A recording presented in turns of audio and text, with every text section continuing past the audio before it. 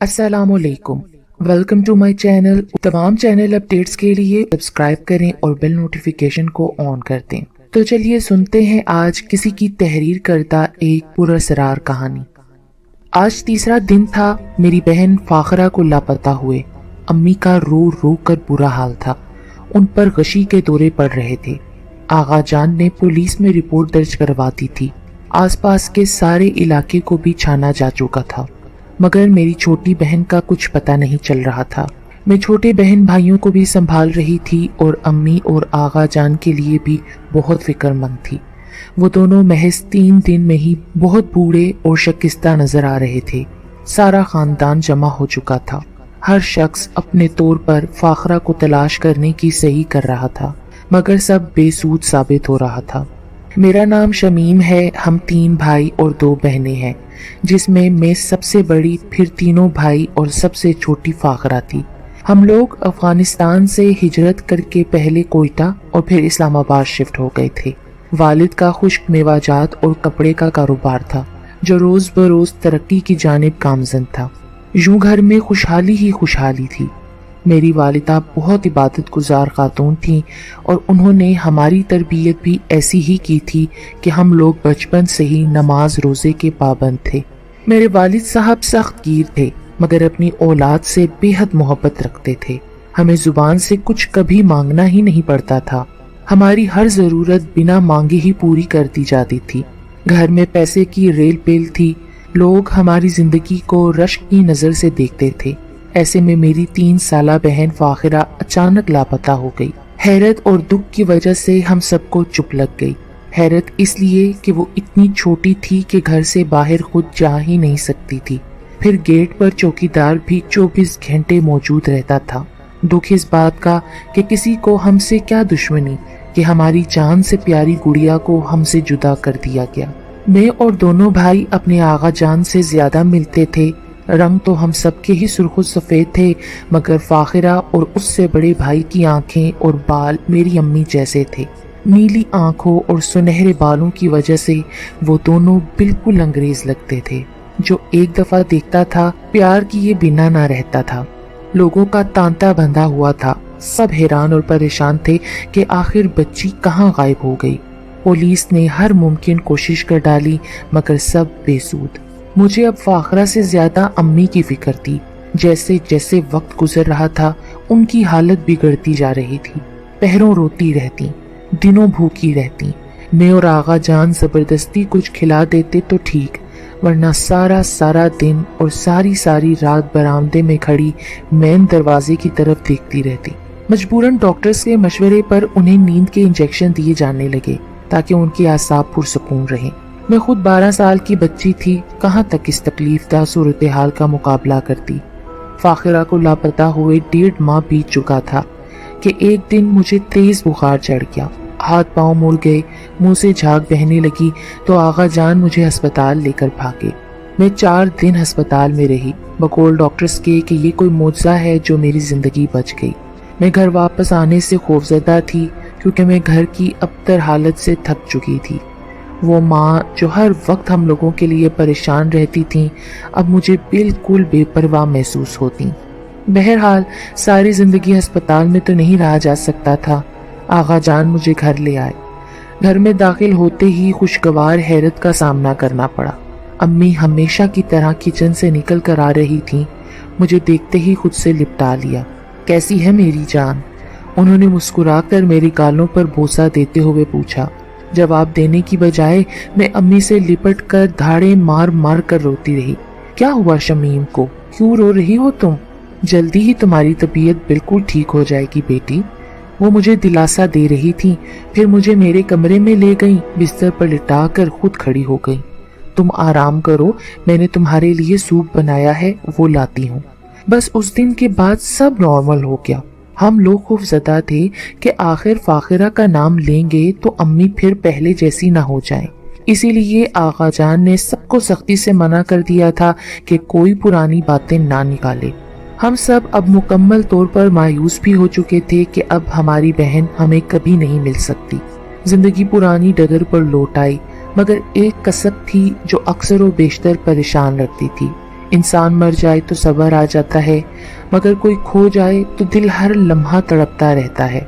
अम्मी सारा दिन घर के कामों में मसरूफ रहती, मगर इशा की नमाज के बाद लॉन के कोने में छोटे से पौधे के पास बैठी रहती। शायद कोई वजीफा करती थी। वो पौधा कब वहां निकल आया माली बाबा भी नहीं जानते थे। उस पौधे को निकालने की कोशिश की क्योंकि उसके दोनों जानिब गुलाब और मोगरे के पौधे थे। वो पौधा दरमियान में बिल्कुल अजीब सा लगता था, मगर अम्मी ने इतना गुस्सा किया कि फिर कभी किसी की हिम्मत ही ना हुई। अम्मी उसका ख्याल बिल्कुल अपने बच्चों की तरह रखती थी। उसको रोज पानी खुद डालती, खुश्क पत्ते तोड़कर अलग करती, उस पर प्यार से हाथ फेरती। घर से बाहर निकलना अम्मी ने बिल्कुल बंद कर दिया था, और अगर मेहमान आ जाते तो उनका बहुत ख्याल रखती।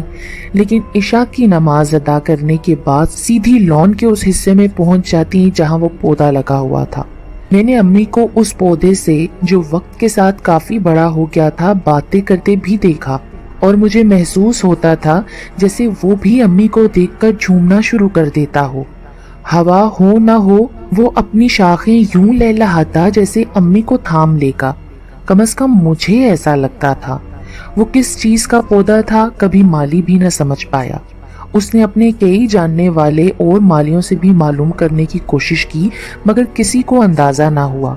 वक्त गुजरता रहा। मैं बचपन से निकलकर जवानी की सरहदों में दाखिल हो गई।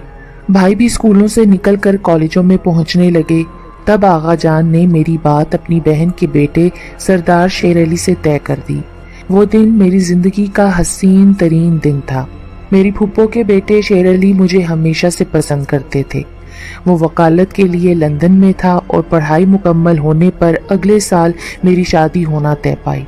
रात में खाने के बाद जब मेहमान चले गए तो अम्मी जल्दी जल्दी चीजें समेट रही थीं। मैं जानती थी कि वो क्यों जल्दी कर रही हैं। मैंने उनसे कहा, अम्मी आप सब छोड़ दें, मुलाजमा के साथ मिलकर मैं सब समेट लूंगी, आप नमाज पढ़ लें। उन्होंने मोहब्बत से मुझे देखा और अपने कमरे की जानिब चल दी। बर्तन वगैरह समेट कर मैं अपने कमरे में आ गई। पता नहीं किस ख्याल के तहत खिड़की से बाहर लॉन में देखा तो अम्मी बेंच पर बैठी थीं और वो पौधा कासनी फूलों से भरा हुआ था।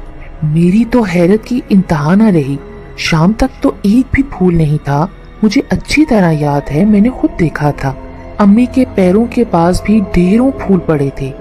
इस हैरत अंगेज मंजर ने मुझे हफ्तों परेशान रखा। मैं अम्मी से भी नहीं पूछना चाहती थी कि ये ना हो अम्मी की तबीयत खराब हो जाए। फिर आहिस्ता आहिस्ता मैं ये बात भूल गई। मेरी शादी हो गई। दोनों भाई पढ़ाई के लिए मुल्क से बाहर चले गए। अब घर में सबसे छोटा भाई रह गया था, लेकिन अम्मी की वही रूटीन थी। रमजान का आखिरी अशरा चल रहा था जब आगा जान ने मुझे फोन करके बताया कि अम्मी सीढ़ियों से स्लिप हो गई हैं। वो उन्हें अस्पताल ले जा रहे थे और मुझे भी फौरन पहुंचने की ताकीद की। मैंने हवास बाख्ता होकर अपनी सास को बताया तो वो मेरे साथ अस्पताल के लिए रवाना हो गई। हमारे पहुंचने से पहले ही अम्मी का दौरान ऑपरेशन इंतकाल हो गया। आगा जान ने बताया कि वो रोजमर्रा के कामों में मसरूफ थीं जब ऊपर वाले कमरे से निकलते हुए उनका पाँव ना जाने किस चीज में उलझा और सर के बल फर्श पर आ गिरी। सर पर इतनी शदीद चोटें आई थीं कि बावजूद कोशिश के अम्मी बच न सकीं। मेरे लिए ये बहुत बड़ा सानिया था। आगा जान तो बिल्कुल टूट गए। ये दूसरा बड़ा सानिया था जिसने हम लोगों को एक बार फिर तोड़कर रख दिया था। मेरी माँ मेरी औलाद को देखे बगैर ही दुनिया से चली गई थी। मेरा रो रो कर बुरा हाल था। अम्मी को कब घर लेकर आए, भाइयों को कैसे इत्तला दी गई, वो कैसे पाकिस्तान वापस आए, तदफीन भी हो गई, मगर मुझे कुछ होश ना था। मेरी सास मुझे लेकर बहुत परेशान और अफसरदा थी और मेरी हर मुमकिन दिलजोई की कोशिश करती। मेरे शोहर शेर अली भी मुझे बहलाने की कोशिश करते, मगर मैं तो जैसे बिखर गई थी। अम्मी के इंतकाल के एक हफ्ते बाद मेरी हालत देखते हुए आगा जान ने शेर अली से कहा कि मुझे यहाँ से ले जाएं, वरना माँ को याद कर कर के कहीं मैं दोबारा वैसे ही बीमार ना हो जाऊं। मैं अपने ससुराल चली आई, कोशिश करती कि अपने आप को मसरूफ रखूं। आगा जान और भाई मुझसे मिलने हर दूसरे दिन आते, मगर मुझे घर नहीं आने देते थे। वो समझते थे कि उस घर में अम्मी की यादें मुझे नहीं भूलने देंगी। अपने प्यारों को तो इंसान कभी नहीं भूलता ना। हाँ, बस सब्र आ जाता है। तो मेरे साथ भी ऐसा ही हुआ। میں نے اس حقیقت کو مان لیا کہ اب امی کے بغیر ہی زندگی گزرے گی۔ اس دوران میں کئی بار گھر گئی اور ہر بار میری نظر امی کے چہیتے پودے پر ضرور رکی جو بالکل ساکت کھڑا رہتا۔ میں نے اس پر پھر کبھی پھول نہیں نکلتے دیکھے، مگر مجھے یہ احساس ہوا کہ مجھے بھی اس درخت سے بہت انسیت ہو گئی تھی۔ ایک دن میں امی کے گھر رکی ہوئی تھی۔ رات کو کھانے کے بعد پتہ نہیں دماغ میں کیا سمایا کہ لان میں جا کر اسی بینچ پر بیٹھ گئی جہاں امی برسوں بیٹھ کر پتہ نہیں کیا راز و نیاز کرتی تھی۔ کچھ دیر بیٹھی رہی، پھر درخت کے تنے پر محبت سے ہاتھ پھیرا اور اندر چلی آئی۔ امی اور فاخرہ دونوں کمرے میں صوفے پر بیٹھی تھیں۔ میں نے حیرت سے فاخرہ اور پھر امی کو دیکھا۔ ان کے چہرے پر غیر معمولی چمک تھی اور وہ دونوں ایک دوسرے کا ہاتھ تھامے مجھے دیکھ کر مسکرا رہی تھیں۔ پھر تیزی سے اٹھی اور کمرے سے باہر چلی گئیں۔ جب آذانوں کی آواز پر میں ہوش کی دنیا میں واپس آئی تو اپنے آپ سے کہنے لگی، اوہ یہ تو خواب تھا، پر کتنی دیر میں بیڈ پر خاموشی سے لیٹی اسی منظر کو آنکھوں میں بسانے کی کوشش کرتی رہی۔ کاش کہ یہ حقیقت ہوتا، مجھے پتہ بھی نہیں چلا اور آنکھوں سے آنسوؤں کا سیلاب رواں ہو گیا۔ میں نے اٹھ کر وضو کیا، نماز پڑھی، اپنی بہن اور اپنی ماں کے لیے ڈھیروں دعائیں کیں۔ مجھے وہ اپنے انتقال کے پورے 2 ماہ بعد نظر آئی تھیں اور بہت خوش نظر آئی تھیں۔ اسی وجہ سے میرا کچھ دل مطمئن ہو گیا۔ میں نے نماز کا دوپٹہ سر سے اتار کر صوفے پر طے کر کے رکھا اور پھر کھڑکی سے جوں ہی پردہ ہٹایا، میری تو حیرت کی انتہا نہ رہی۔ یہ راتوں رات کیا ہو گیا؟ میں بھاگتی ہوئی باہر لان میں آئی تو وہ پودا جو رات تک ہرا بھرا تھا کیسے سوکھ کر ختم ہو گیا، میں سمجھ ہی نہیں پا رہی تھی۔ پودے پر ایک بھی پتا موجود نہ تھا۔ گھر کے باقی افراد بھی یہ منظر دیکھ کر حیرت زدہ تھے۔ پھر آغا جان کے حکم پر ہی اس پودے کی سوکھی شاخوں اور تنے کو کاٹ دیا گیا اور وہ بینچ بھی وہاں سے ہٹا دیا گیا اور آغا جان نے سیمنٹ کر کے فرش کو پختہ کروا دیا۔ کچھ ماہ بعد میں ایک گول مٹول سے بیٹے کی ماں بن گئی۔ زندگی ایک ڈگر پر چل پڑی۔ آغا جان بھی دنیا سے چلے گئے۔ میں بچوں میں مصروف ہوتی چلی گئی۔ امی کے گھر میں تینوں بھابیاں آ گئیں۔ آج اس بات کو برسوں گزر گئے ہیں۔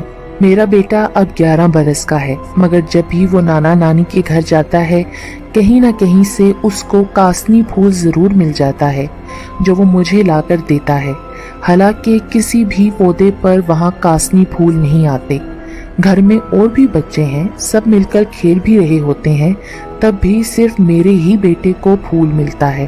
وہ ہے بھی بہت پیارا بچہ، کم گو اور صلح پسند، مگر میں جب بھی اپنے بیٹے کو دیکھتی ہوں تو مجھے 3 سالہ میری فاخرہ بہن یاد آ جاتی ہے۔